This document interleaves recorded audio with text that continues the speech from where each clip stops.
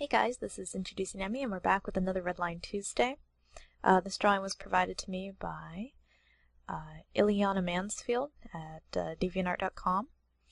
And as you can see, there's a creature in this one, so we're going to do a little creature anatomy. And she sent me this description that says, basically it's supposed to be closest to canine anatomy, but very stretched out like a whippet or more, touches of human since they used to be, and they can still walk upright if they need to. Furless and bony, but not actually meant to come off as undead. More finger joints than we've got, excuse me, though I need to make it a more consistent number. So, yep, that's what we're going to work with. Let me get in a little closer. The original image was kind of low res, so I made it bigger and sharpened it quite a bit. And she'll probably notice it does look a little bit different than the original one I was given, but you know, overall it's the same.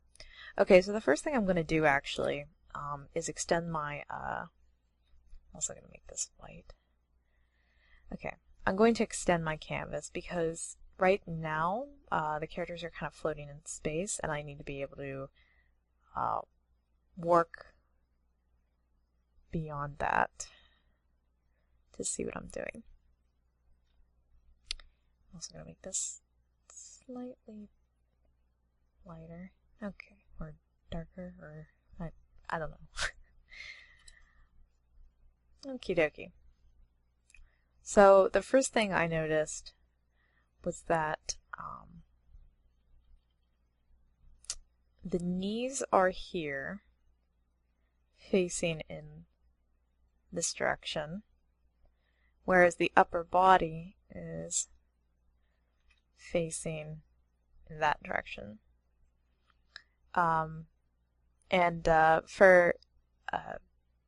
If you don't understand why I know that, it's because I can see this side, these muscles here, which are indicators that this character is facing that direction. And I'm almost positive that these are the knees.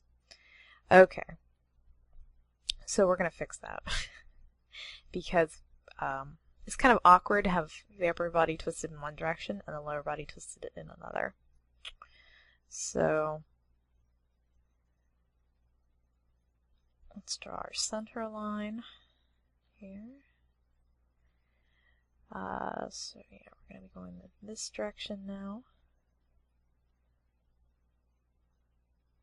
Just draw some real simple shapes. Alrighty, so I'm not sure what this character is going to be sitting on, so we'll just put a box.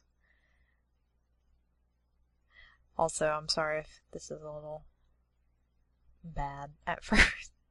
I haven't really taken the time to warm up today, so which I probably should have done. So the first big thing we're going to do is we are going to rotate the legs in the other direction. Now they're hidden under a robe and technically cropped by the composition.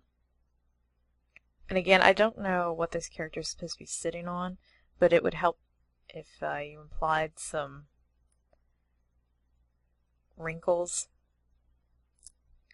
in part of the seat, but it might be blocked by this cloak she's wearing. But make sure you do a really solid underdrawing of that.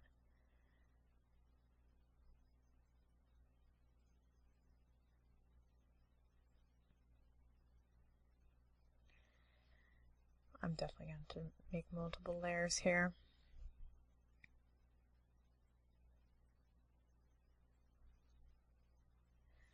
Let's move up to the head.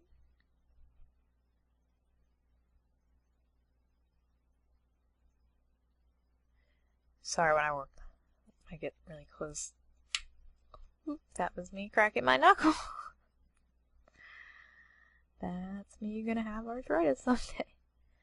Okay, so let's draw our midline. Even though most of the face and the skull is cut off by the robe. Again, you want to draw underneath the robe so you know just where everything is sitting. This will also help you lay down where this peaked hood should go. So like that.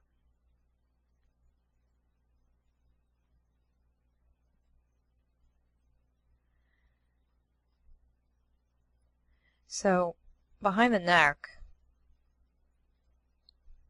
I'll draw this from the side. A lot of times you'll see people just do like that. What that line is actually a series of muscles that connect behind the skull. They're the ones that help us, move our head. So that's what that line is. And it serves a very important, not only anatomical purpose, but it is a very important landmark for when you're drawing your neck and your head. And the collarbones connect to that cage. It's a little more complicated than that if you're doing realism, but for simple cartoon drawing or kind of anime-y style drawing, that is where that would go. Also, I noticed the lips are not centered on the head, so you just want to... And you know what? This would be a really good piece to do a little lip tutorial on, which I will do. Okie dokie, so there's the head. I'm actually going to draw this creature in now.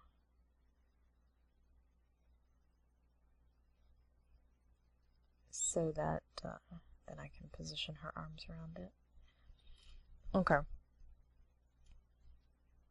So this creature in the original drawing is just kind of going off into space. I'm not sure where his lower body is supposed to be. I'm not sure. Yeah, I'm not sure. I definitely... his ribs are pointed down. So... But there's like a really stark, kind of like bend like that. I guess it could be from the shoulder, but it's always harder working with monsters because it's not really human anatomy, so you can get away with a lot more. So let me think here now.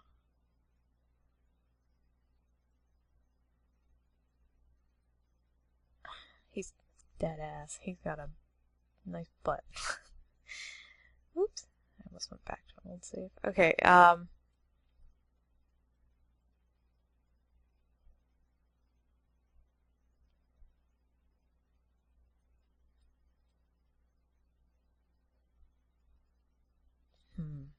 trying to think like where we can put his behind. I'm sure I'm gonna have like people who are really good at dog anatomy chewing me out here, but we're gonna... I don't know what his back legs are supposed to look like. I know this creature is a ghoul, but for now, we'll just do something kind of like this. And maybe he has like a bony tail, but I would really recommend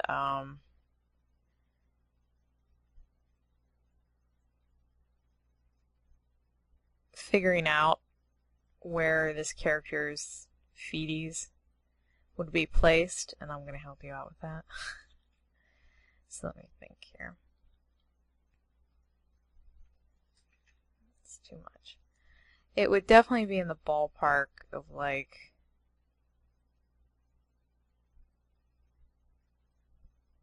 somewhere in there. Abouts. Again, I don't know what this creature's back legs are supposed to look like, so I apologize. I'm just kind of giving him creepy, doggy, raptor-y feeties. And then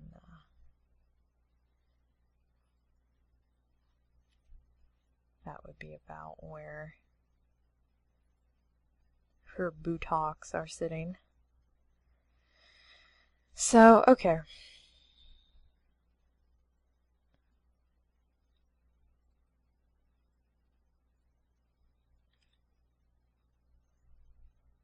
There's a few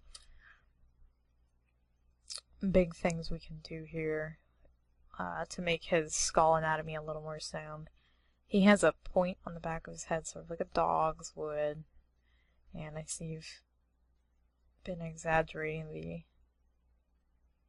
spines, or not the spines. He has multiple spines, his spine and some of the wrinkles on the back of his neck. So, and then, so we're doing kind of a combo human-dog, skeletal dog anatomy thing here. I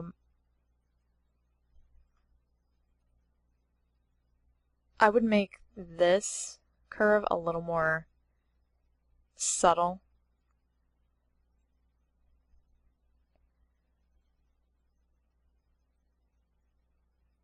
I'm going to turn off her anatomy just for now so it's a little easier to see. And the eye would actually sit slightly higher, I think. And the reason I say think is because in art, especially with like creatures and monsters, you can kind of get away with putting stuff anywhere as long as it looks convincing in your shading and your drawing. But usually you use the nose guide to kind of decide where that socket's going to be.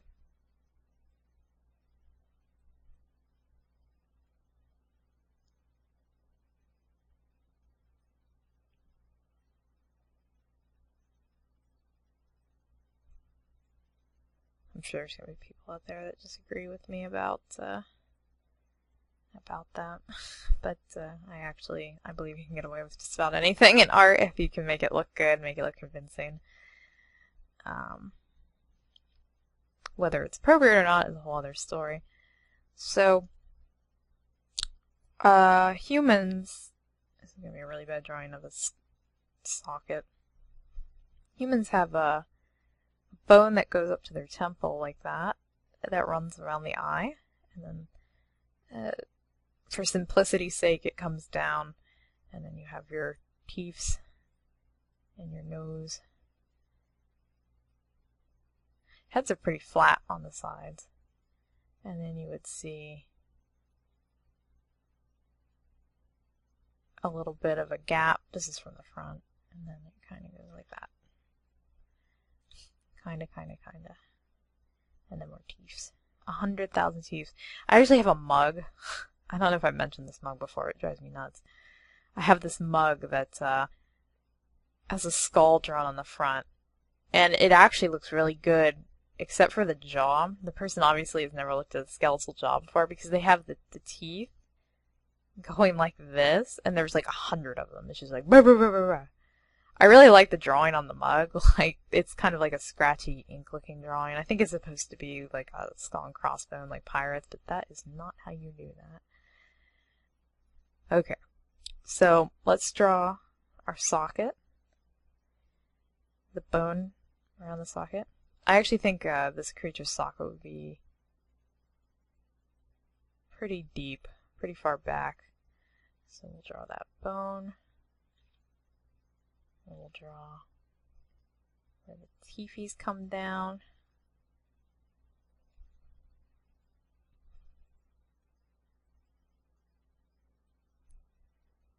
And then,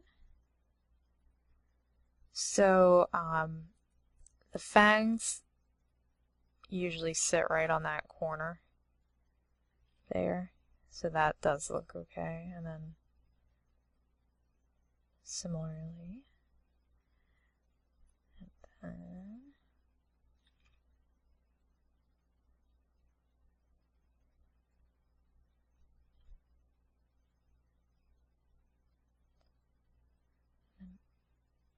depending on like how many teeth your creature has, you might want to leave a little bit of a dark space behind to imply that there is something in the mouth, like beyond there. Yeah. And also, when you color something, even if the interior of his mouth is light purple, like I've noticed that you start to shade this would be dark in here. I'm sorry, you can probably hear my dog jingling around. And then, so... Did you hear her? She just went, I think I'm keeping her awake with my talking. That's where his shinny would be. And then you just definitely want to let this come down a little further.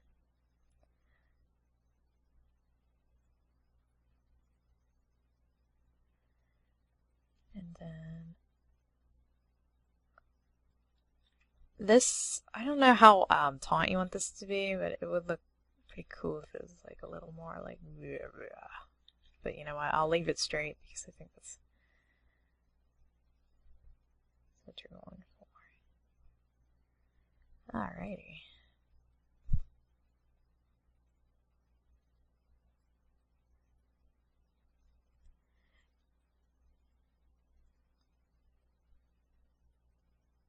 This would actually probably curve out a little more. Okay, now the ears.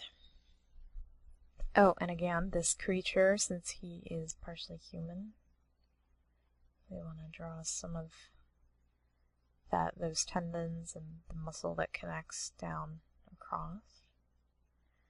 Alright, and his ear canal would be like right about where you have it, I think. Back behind the this ridge.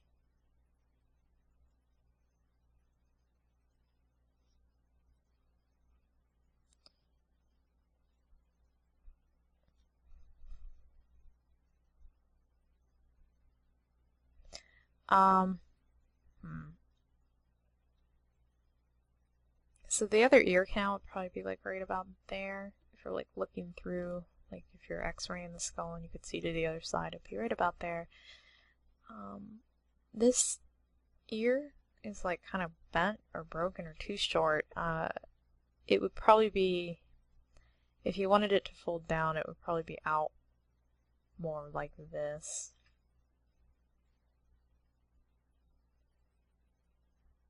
Just be careful when you go to shade that, because if you're not careful and you don't add enough, I'll show you how to shade that back actually, because otherwise it'll look like a horn sticking out of the top of his head.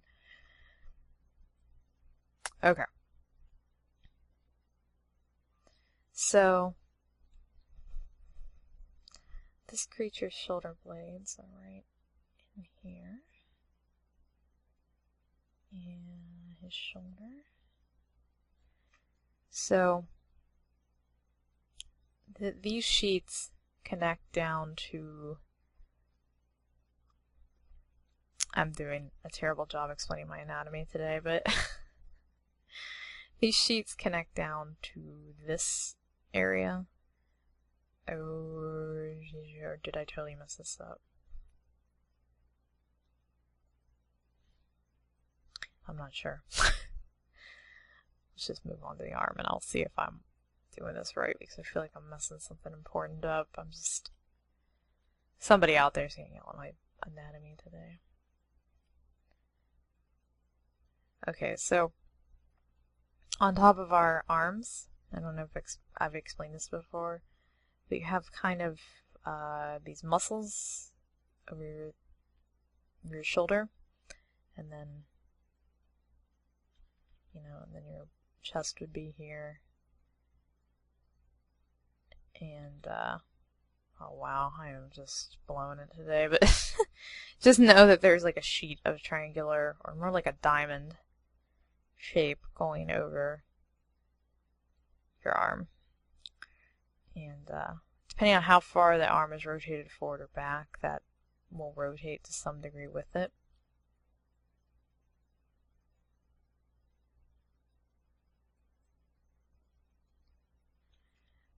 I noticed there's like a curve here, and this curve wouldn't be quite as dramatic, though it would be there. It wouldn't dip down quite as much. Oh, my dog's itchy. And actually this, no, you're probably you're right about that. It wouldn't be curved out as much because he's resting against her lap. It would pinch a little bit, like right there. Okay. And there'd be a little bulge there where the wrist bone connects to the hand bone. So the hands are where things are going to get a little complicated because, again, this is like a monster, and he has, sorry, scratch my face, he has more joints in his fingers than a human would, so I'm going to have to kind of exaggerate this, and I'm over here like rubbing my finger across my face like, Rrr. Okay, so let's draw the basic shape of our hand, where the knuckles would be.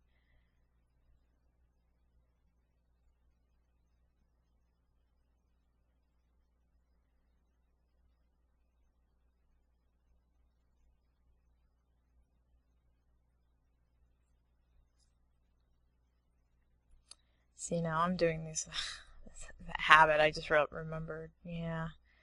Okay, so where you don't want to add joints, because I think what you were trying to do here was add joints here.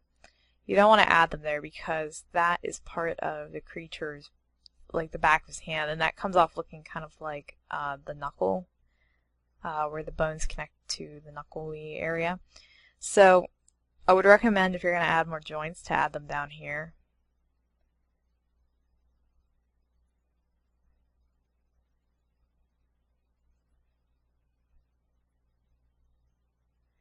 And make sure you pull this off well, because you'll get people being like, your dog monster has too many joints in his finger. I kind of give him like one monstrous huge finger. That's okay. We do what we want. We're making art. Same dealie. I don't know what this creature's thummies look like, so they're kind of hidden anyway, but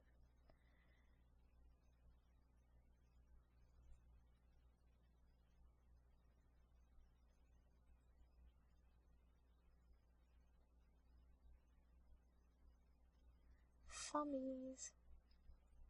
Okay. So that's looking pretty good.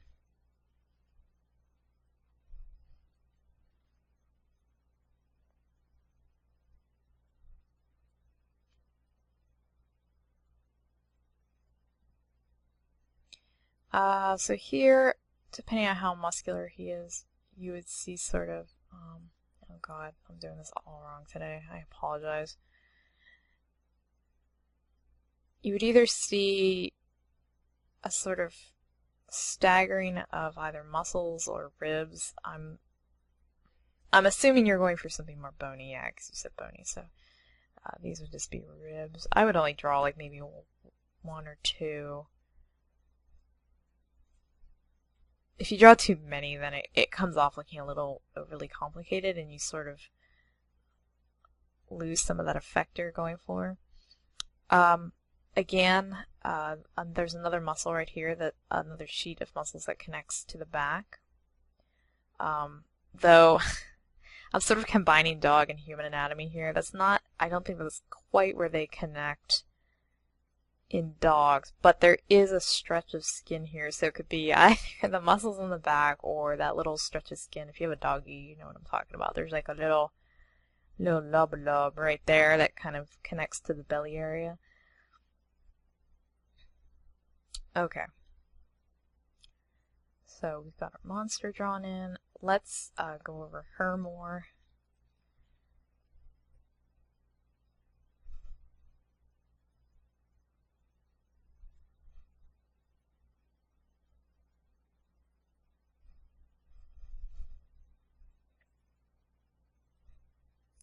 I think what I'm going to do is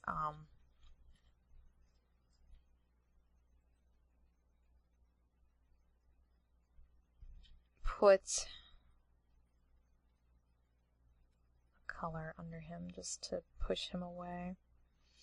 And I'll show you, I totally forgot, I'll show you how to fade that ear back real quick.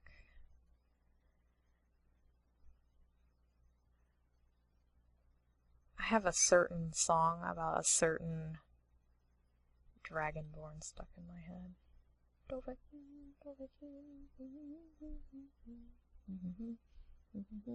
Copyright. Please don't sue me. Please don't sue me. I just really like the song. Okay.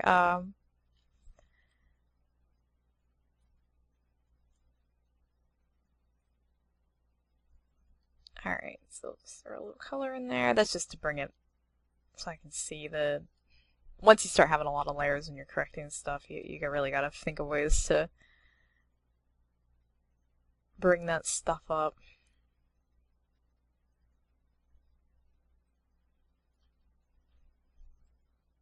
Okay, so here's how you would fade back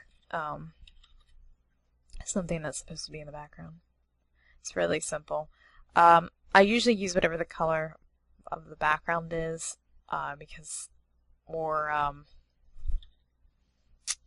since this one's kind of surreal, you might have to mess around with it for a little while before it looks right. But I would take like the brown of the background and I would just do over that ear. Make sure there's a little bit of a darker spot right there. Give it some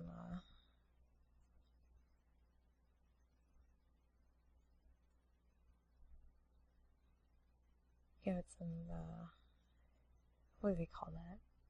Field of perspective. Yeah, that's it's a little harder to acquire, I think, with this one because it's not fully rendered out, like there isn't a full background, but so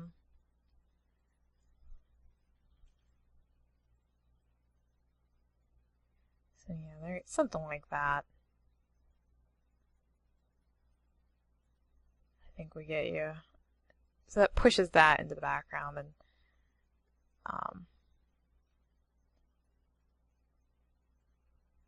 and you could do a similar thing, which I see you've done a little bit here. Yeah, you could do a similar thing, although you might want to use the gray of her cloak or whatever.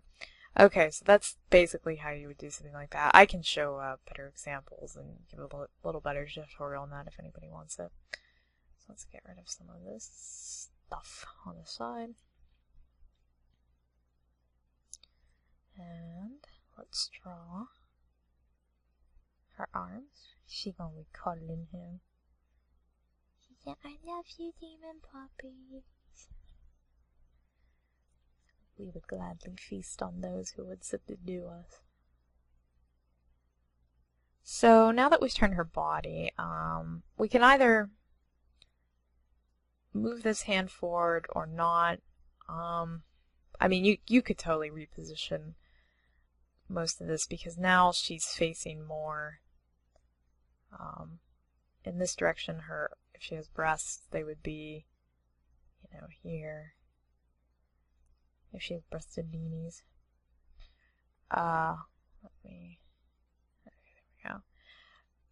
So, to be honest, I think it would look more comfortable if her arm was going up like this, with her hand like maybe on the side of his head.